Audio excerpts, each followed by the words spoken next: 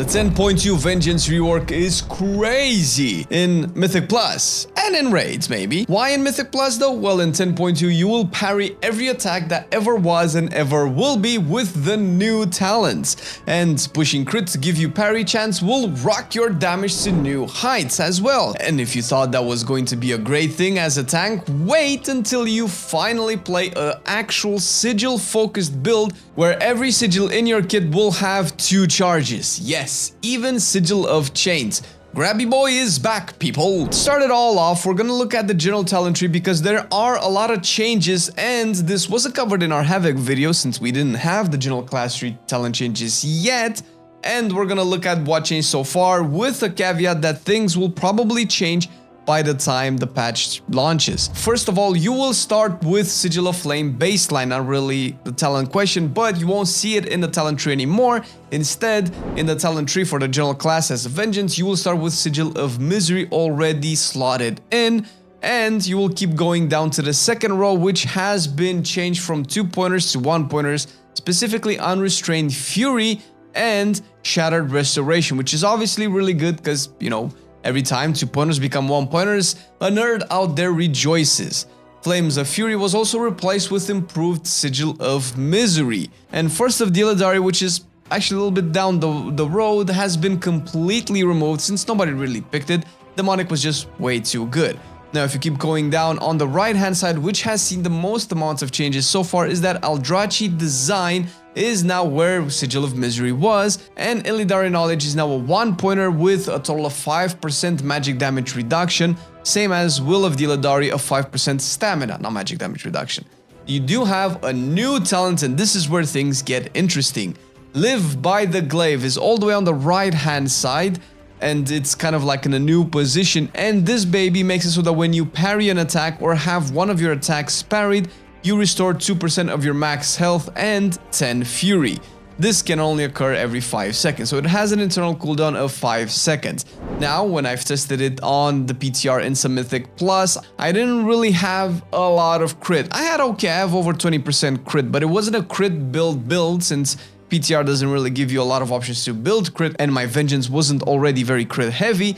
However, this did proc quite a bit, and it did heal for quite a bit. I'm not gonna say it's strong, I think it's fine. I think this is one of the good mechanics if you want to keep Vengeance as a tank that relies on healing one way or another. This is one good way to do it because it is strictly an AoE thing, since parry is relatively unreliable in single target fights. Even though we did play a bunch of tyrannical bosses, I don't really feel like this helped that much.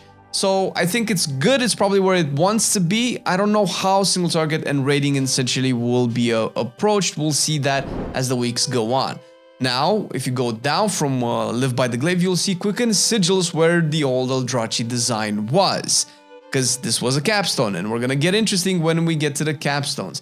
Now, Flames of Fury are where the extended sigil was, and Rush of Chaos is now a 2-pointer, up from the previous 1-pointer. You'll also notice that Rush of Chaos is where the old The Hunt was, while The Hunt now is a capstone, incorporating kind of the semi-pseudo upgrade that you got from the actual capstone by doing more dot damage as well. It has essentially been buffed across the board, which is a better choice. However, on the left-hand side, in terms of capstones, you will see that Collective Anguish is now a choice node with Father to the Flame. And Father to the Flame, if you haven't seen our Havoc rework video, essentially changed. It now affects Spectral Sight. It makes Spectral Sight proc the actual demon that you end up killing, and you get the buff as soon as the demon dies, and you add 30 extra seconds cooldown to Spectral Sight, bringing it to a total of 1 minute cooldown. This is particularly great because you're not going to be relying on RNG anymore, and it is a very strong capstone. It's very fun, it's under your control. Spectral Sight is slightly annoying to use, but you kind of get used to it, and you can actually cancel a little slow thing when you're just like peering around trying to find that demon, so it's actually really good. And of course the Hunt is still the capstone in the middle, while on the right hand side Elysian Decree is now in the general class talent tree for all of the demon hunters, and it's of course a capstone. Then this is where the Quicken Sigils was. Now this is, you know, the general talent tree. I suspect we'll probably see maybe 1 or 2 more changes rather once the spec launches in 10.2. However, when we talk about the actual spec talent trees, there are a couple of things that we want to mention. The changes are not that many as they were for Havoc, but they are probably just as, if not more, impactful. The first change will probably come at around row 5, I think, after the first gate, where we have a new talent called Ascending Flame, all the way to the right-hand side, where Sigil of Chains was. And Ascending Flame makes Sigil of Flame initial damage increase by 50%, and multiple applications of Sigil of Flame may now overlap. The multiple applications may come in handy, and I will get back to this a little bit later in the talent tree. The 50% increase in Sigil of Flame's initial damage seems it's a big chunk, but the initial damage is kind of low, at least in terms of scaling, and at least for my Demon Hunter at around 430 eye level, it felt slightly low. However, what's probably going to be important is the multiple applications. Also, however, the overall talent tree for Vengeance is very, very heavy in point investment, so I don't know if you're gonna have enough points to invest into this for the final build, but we will see how things shape up in the end. Now, also on the same road, there are a bunch of 1-pointers now that used to be 2-pointers. Agonizing Flames is one of them, which was something that a lot of people took in 10.1, and this is what makes Immolation Aura increase your movement speed and duration increase by 50%. This you will definitely need because the increased duration and because it will extend, and we'll get to that, to the Char Flames. But so far what you need to know is that this is a good change because it's going to be a must pick in the next patch, at least I think so. We'll see if I'm right or wrong. And it's just a 1-pointer now, making it a lot easier to take. Burning Blood is also a 1-pointer as well, increasing your total fire damage by 10% just for 1-point investment, which you're definitely also going to take because you're going to be doing a lot of fire damage, and obviously it matters because, you know, you heal from your fire damage. And of course in the middle, Extended Spikes is also a 1-pointer, where it increases the duration of your demon spikes by 2 seconds. Again, very important because it gives you that parry chance, and with that parry, you get to survive a lot longer, at least in AoE. Now we go down to why Immolation Aura is so important is because Charred Flesh now has been changed to also include Sigil of Flame's extension. So your Immolation Aura essentially will extend your Sigil of Flame dot. That is really good because the targets being affected by Sigil of Flame is very important for this tier set. We'll talk about the tier set as well. And we go back to what I mentioned before with Ascending Flame, where you might end up extending with enough gear and, you know, a properly practiced playstyle, the triple Ps, you will probably extend Sigil of Flame a lot, where you probably will end up stacking them at some point. Why stacking them? Well, we're getting to the capstone as well. Boom, we're capstoning right now. The new addition to that, I just need to talk about this, to the kit is Illuminated Sigils, which is now a choice node with Down in Flames, and likely your go-to next patch. This is an amazing capstone. I'm not sure how I feel about it being a choice node with Down in Flames, but hey, whatever. Now, it makes all of your sigils have 1 additional charge, like I mentioned before, and you have a 20% increased parry chance from enemies affected by your Sigil of Flame, meaning that you will want to keep a very high uptime on Sigil of Flame. In pure single target, I kind of tested this out, and I am particularly very rusty on my Vengeance. I managed to get the uptime on Sigil of Flame to around 50%. It can probably go even higher with proper weak auras, proper optimization of its duration, proper usage of Immolation Aura to extend the Sigil of Flame, so you can get to pretty very high uptime on parry chance. Not to mention that you're, you know, weaving in demon spikes in between all of this stuff.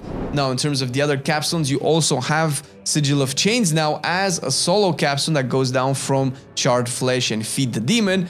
And you're already going to be on this side of the talent tree, so picking this up is going to be fairly easy, especially in Mythic Plus. This is going to be amazing considering that you have 2 charges of Sigil of Flames. I cannot tell you how amazing it is to just grab a lot of stuff again with 2 charges, man. Not even Blood Decay has this thing.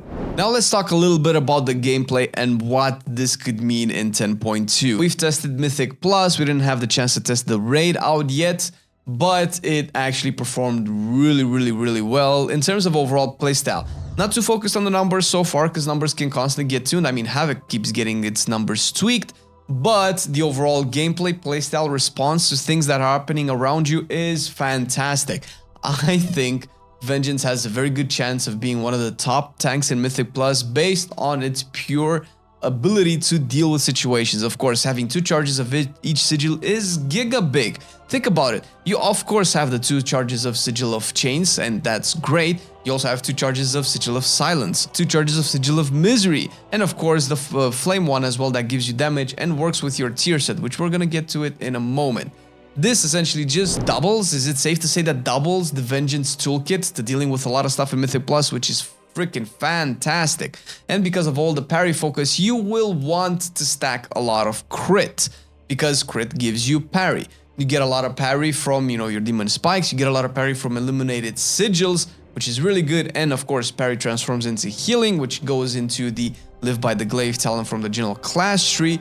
So this could be the parry tank, definitely in 10.2, but we'll see if any of these synergies will be addressed at any one point, because they do seem pretty strong. Now, I'm not opposed to parry making Vengeance very tanky, because Vengeance still feels a little bit awkward as a tank. You have too many dips, too many spikes, and that's not fun unless you're a Blood Decay. Now, in trying to make a build work and trying to take the strong things that kept people alive in 10.1, I realized that with Vengeance you might not have enough points for the Fiery Brand spread, because it's a 3-point investment to essentially take Fiery Demise and Burning Alive.